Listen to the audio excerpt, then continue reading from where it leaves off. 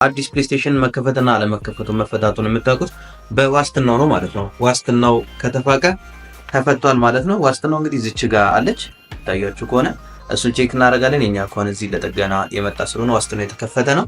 እሱን ቼክ ማድረግ ይቻላል። ስለዚህ ሃርድ ዲስኩን ለማውጣት ምንም ዋስትናው መነካካት አይጠበቅብንም። እዚች ጋር አንድ ብሎን አለች። እቺን ብሎን እንፈታና ቀጥታ ሃርድ ዲስኩን የምናወጣው ይሆናል ማለት ነው። ብሎንን ከፈታን በኋላ ምንም የሚይዘው ነገር ስለሌለ ወደዚህ በመሳብ ሃርድ ዲስኳን ወጥተን ስበን እናወጣታለን። እንግዲህ ኬዙን ከፈታን በኋላ አይገስ ይሄ 2.5 ኢንች የሆነ ሃርድ ዲስክ ነው። ስለዚህ በዚህ ፊት ሊያደርግ የሚችል ማንኛውም ኤስኤስዲ ወይም ደግሞ ሃርድ ዲስክ ማስገባት እንችላለን ማለት ነው። ስለዚህ ሃርድ ዲስካችንን በዚህ ሁኔታ አውጥተናል ማለት ነው። እንደነገርኳችሁ በፈለግነው ኤስኤስዲ መቀየር የምንችል ይሆናል ማለት ነው።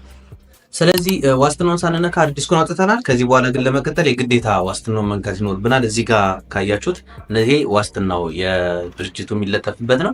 ስለዚህ ይሄ ከተነሳ ሄደን ምንም አይነት ዋስትና አናገኝም ማለት ነው። እንዳጋጣሚ ሆኖ የኛ የተፈታ ስለሆነ ዋስትና የለውም።